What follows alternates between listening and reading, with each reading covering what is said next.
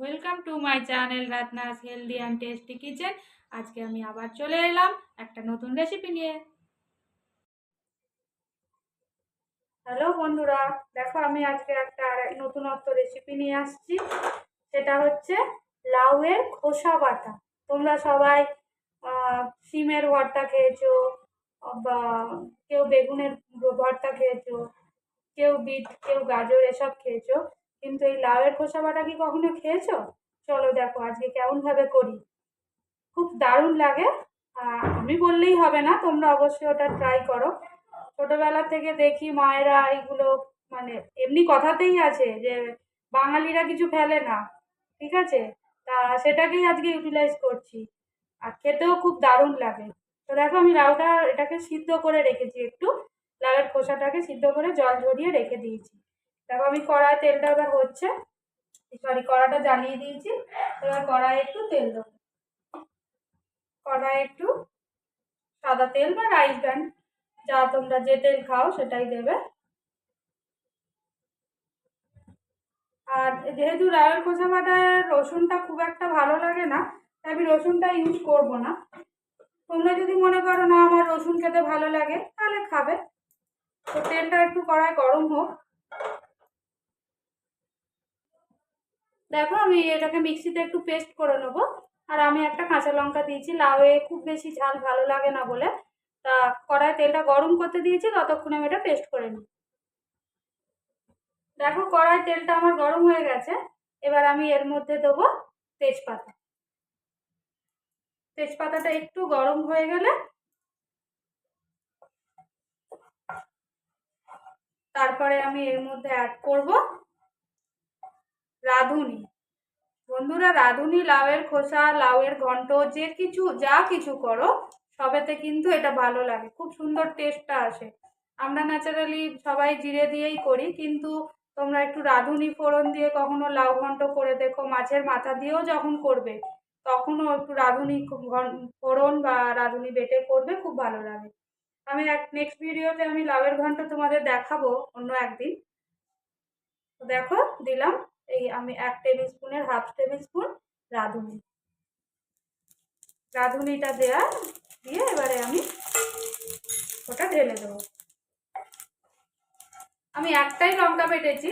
এবারে ঝালটা আমি খুব বেশি ভালোবাসি না লাউয়ে। তা যদি তোমরা চাও দুটো বাটতে পারো, কারণ লাস্টে আমি আর একটা লঙ্কা অ্যাড করব, সেটা আমি তোমাদের দেখাচ্ছি পরে। তো এখন এটাকে দিলাম। দিয়ে এবারে রাঁধুনিটাও গরম হয়ে গেছে, আমি লাউয়ের খোসাটা পুরোটা ঢেলে দিলাম।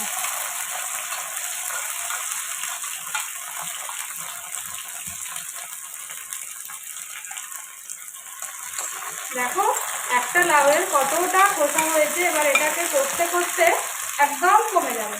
তো এটাকে আমি নুন হলুদ দিয়ে এটাকে এখন ভালো করে নাড়াচাড়া করতে হবে। পরিমাণ মতো আমি নুন দিয়ে দিলাম। তোমরা নুনটা তোমাদের পরিমাণ অনুসারে দিয়ে দেবে।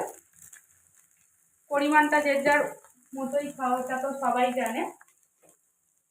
এরপরে আমি দিলাম একটু হলুদ। এবারে এটাকে ভালো করে নাড়াচাড়া করে কষতে দেবো।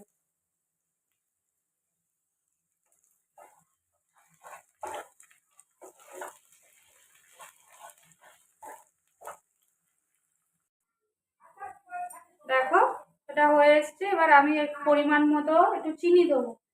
চিনিটা আমি একটু মিষ্টি খাই, আগেই বলেছি। তো চিনি তোমরা তোমাদের অনুসারে দেবে। যদি কেউ না চাও যে চিনি খাবো না, তাহলে দিও না, কারণ নিরামিষ জিনিস তো একটু মিষ্টি খেতে আমার ভালোই লাগে নিরামিষতে। তো চিনিটা দিয়ে একটু নেড়ে চেড়ে ভালো করে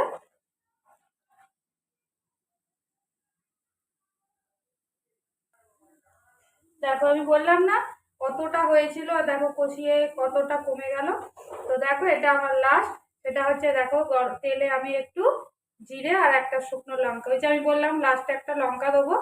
তাই এইটুকুনিতে, এর বেশি ঝাল আমার বাড়ি কেউ খেতে পারে না। তোমরা যদি মনে করো একটু ঝাল খাবে তাহলে দেবে। জাস্ট এটা ওপর দিয়ে তড়কা মেরে দেবো। দিয়ে এটাকে ভালো করে নাড়িয়ে চাড়িয়ে